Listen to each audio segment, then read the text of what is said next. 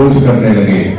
जो कार्य उन्हें दिया गया वो नहीं कर पाए, और इसीलिए वहां पर चूंकि शक्ति का उदय है तो समाप्त नहीं हो सकती, इसीलिए वहां पर उन्हें तो श्राप मिलता है कि आपकी इसको देंगे।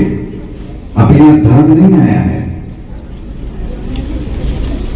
चौथा आयाम प्रकट होता है बुद्धि का। फिर पांचवा आयाम प्रकट होता है ज्योतिर्लिंगों में।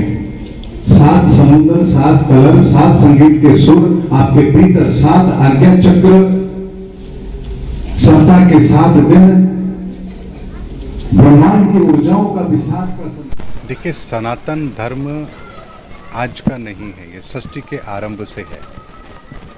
सनातन का मतलब होता है जो शाश्वत सत्य है। शाश्वत सत्य का मतलब होता है जो पहले भी था, आज भी है और आगे भी रहेगा। यानी इस ब्रह्मांड की उत्पत्ति, इस ब्रह्मांड के नियम, ये ब्रह्मांड काम कैसे करता है, हम मनुष्य के साथ ये कैसे कनेक्टेड है, हम कैसे इस सनातन को समझ करके अपने जीवन को बेहतर बना सकते हैं, इन समस्त चीज़ों को जानने के लिए ही हम सनातन प्रक्रिया को फॉलो करते हैं। सनातन एक ऐसा शब्द है जिसकी व्याख्या बहुत अलग है, बहुत अलग है। सनातन को धर्म कहें या सनातन को कुछ और कहें, क्या कहें सनातन को? सनातन को कुछ लोग कहते हैं सनातन कोई धर्म नहीं। देखिए, ये वास्तविकता है कि सनातन कोई धर्म नहीं है, लेकिन धर्म का मतलब भी हमें समझना पड़ेगा कि आखिर धर्म हम कहते किसे हैं। वो चीज़ जो धारण करने योग्य है वो धर्म है। तो सनातन भी धारण करने योग्य है, इसीलिए वो सनातन धर्म है। धर्म का मतलब कोई बाहरी वेशभूषा या आवरण नहीं होता है, कोई पद्धति नहीं होती है। धर्म का मतलब होता है जिसे आप अपने जीवन में धारण करते हैं। जैसे हम कहते हैं कि मैं सत्य बोलने का वचन लेता हूँ, अर्थात आपने सत्य बोलने का धर्म धारण किया है। इसी तरह से सनातन भी एक प्रक्रिया है। सनातन प्रक्रिया अर्थात इस संसार के वो सिद्धांत जिनको हमारे वेदों में वर्णित किया गया है, और हमारे वेदों में जिन्हें वर्णित किया गया है उसको समझते हुए जीवन यापन करना, इस संसार के नियम कायदों को फॉलो करना, ये सनातन धर्म है। सनातन धर्म रीति रिवाजों से बहुत ऊपर है, बहुत ऊपर है। यंग जनरेशन की माने, जो नए जनरेशन चल रहे हैं, इसमें जो युवक हैं, युवतियाँ हैं, ये मान ली जाए कि वो लोग सनातन धर्म को नहीं समझ पा रहे हैं। हम चाहते हैं कि आप जरा चंद शब्दों में जो समझाने की कोशिश करें कि जो लोग सनातन धर्म को अपनाते नहीं हैं, जो सनातन धर्म से बड़ा दूर दूर रहते हैं, उनको कैसे सनातन धर्म की तरफ जी। देखिए, सनातन को सबसे पहले भी ये समझना पड़ेगा कि हम उसकी व्याख्या किस तरह से कर रहे हैं। सनातन धर्म तब से है जब इस संसार में मनुष्य भी नहीं था, और बिल्कुल साइंटिफिक है। हमने सुना होगा कि शून्य का आविष्कार इन्होंने किया, लेकिन क्या कभी प्रश्न किया कि 1 का आविष्कार किसने किया, 2 का आविष्कार किसने किया, 3 का किसने किया, 9 तक के अक्षरों का आविष्कार किसने किया? शून्य का आविष्कार किया तो इनका भी तो किसी ने आविष्कार किया होगा। आखिर 1 to 9 ही क्यों है? और इतनी भाषाएं बनी तो गणित का दूसरा रूप आज तक कोई लोग लेके क्यों नहीं आ पाया? क्योंकि ये 9 एलिमेंट ब्रह्मांड की 9 ऊर्जाओं को रिप्रेजेंट करते हैं। सनातन की व्याख्या यहाँ से शुरू होती है। इस ब्रह्मांड का पहला तत्व, इस ब्रह्मांड का दूसरा तत्व, इस ब्रह्मांड का तीसरा तत्व, इस तरह से 9 तत्व इस ब्रह्मांड में काम करते हैं। ये पूरी तरह से साइंटिफिक है, और ये 9 एलिमेंट्स जो इस ब्रह्मांड में काम कर रहे हैं, इसको जानने समझने का जो प्रोसेस है वही सनातन प्रक्रिया है। अब ये साइंटिफिक कैसे नहीं हुआ ये बताइए। लेकिन जब हम सनातन की बात करते हैं तो शायद लोग समझते हैं हम भगवान राम की पूजा करेंगे, हम भगवान शिव की पूजा करेंगे तो शायद हम सनातन को तब फॉलो करेंगे। सनातन का मतलब पूजा पद्धति नहीं है। सनातन का मतलब है शाश्वत को पहचानना, शाश्वत को जानना, इस प्रकृति के नियमों को जानना और उसको फॉलो करना। और ये प्रकृति के नियम हमारी पूजा पद्धति में भी सम्मिलित हैं। और सबसे ज़्यादा सनातन को यदि कोई फॉलो करता है इस पूरी दुनिया में तो वो हिंदू है, क्योंकि हमारी हर मान्यता में, हमारे कर्म में वो सनातन समाया हुआ है।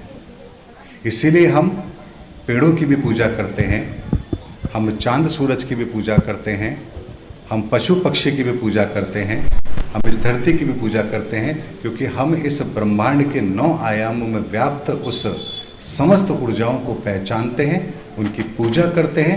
इसीलिए हम सनातनी हैं, क्योंकि सनातन हर जगह व्याप्त है। एक अंतिम सवाल, सनातन धर्म की बात की जा रही है, धर्मांतरण का दौर भी देखा जा रहा है देश में।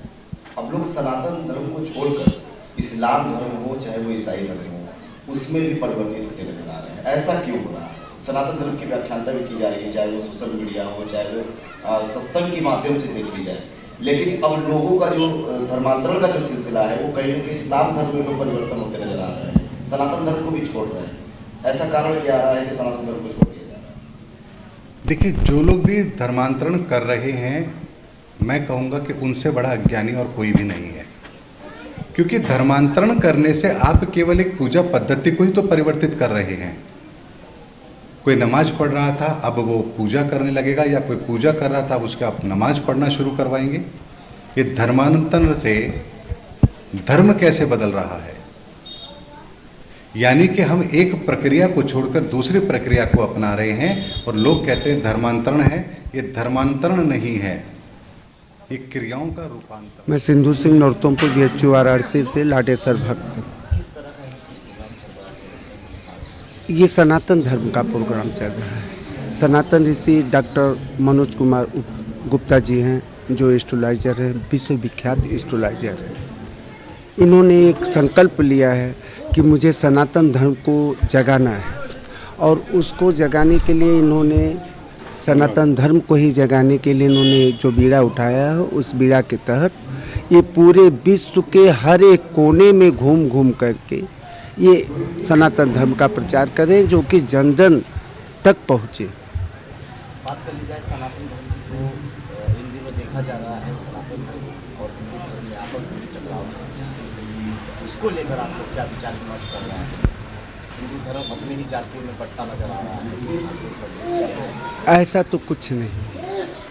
अब हिंदू धर्म को ये जो राजनीतिक लोग हैं इसको बांटना चाहते हैं, लेकिन हिंदू अब बहुत ही समझदार हो गया है और जागरूक हो गया है। हिंदू सनातन धर्म को बिल्कुल स्वीकार करना चाहता है, और इसके लिए एस्ट्रोलॉजर सर जो मनोज गुप्ता जी हैं, ये पूरा प्रयास कर रहे हैं। और ये इनकी राजनीति अब कभी नहीं चल पाएगी, चाहे विपक्ष हो चाहे पक्ष हो। कोई भी अगर राजनीति करके ऐसा करना चाहेगा तो कभी नहीं कर सकता है, वो फेल हो जाएंगे। सनातन धर्म, वर्तमान सरकार में सनातन धर्म की क्या भूमिका रहेगी? आप लोग की नजर में वर्तमान सरकार कैसे?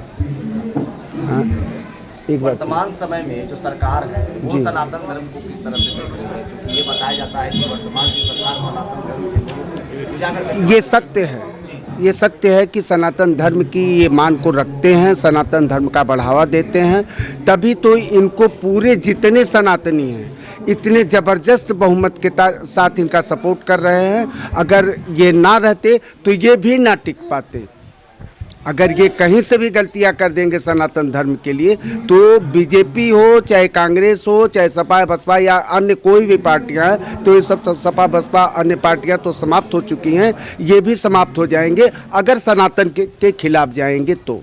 बहुत सारी संस्था है, सनातनी संस्था की बात कर ली जाए, हिंदुत्व की बात करने वाली संस्थाओं की बात कर ली जाए, उनका साफ तौर पे मांगे हैं कि हिंदू राष्ट्र घोषित कर देना चाहिए भारत देश को। जी, क्या आप लोग भी इससे सहमत हैं? हिंदू राष्ट्र बिल्कुल हम सहमत हैं कि हिंदू राष्ट्र घोषित कर दिया जाए, बिल्कुल हम चाहते भी हैं, और मुझे भी संपूर्ण भरोसा है बीजेपी के लोगों पर कि आदरणीय मोदी जी जरूर से जरूर इस बिल को ले आएंगे और पास करेंगे। जब से हिंदू राष्ट्र की मांगे जाग रही है, जब से हिंदू राष्ट्र की मांग किया जा रहा है, तब से देखा जा रहा है अन्य धर्म के लोग पूछ रहे हैं कि हिंदू राष्ट्र अगर घोषित कर दोगे तो अन्य धर्मों का क्या होगा, चाहे वो मुस्लिम ईसाई की बात करें। हिंदू राष्ट्र होना ही चाहिए भैया। हिंदू राष्ट्र तो होना ही चाहिए, इसमें दो राय नहीं है।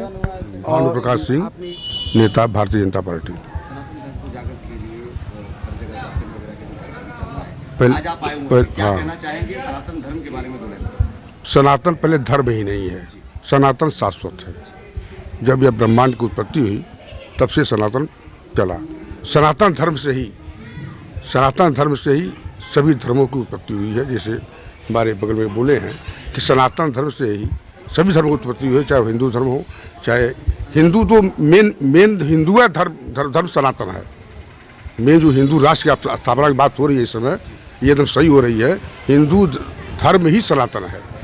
इसी धर्म से सभी धर्मों की उत्पत्ति हुई है, चाहे वह सिख धर्म हो, चाहे बौद्ध धर्म हो, चाहे जैन धर्म हो, चाहे मुस्लिम धर्म हो। चाहे मोहम्मद साहब भी सनातनी थे, वो उन्होंने मुस्लिम धर्म की स्थापना की। ये सब पंथ हैं, जो अनुयायी आए उन्होंने पंथ निकाला और उसको एक धर्म के रास्ते पे लेकर चले। मैं सभी धर्मों को समेटते हुए सनातन में आ गया। यह ब्रह्मांड ही सनातन है।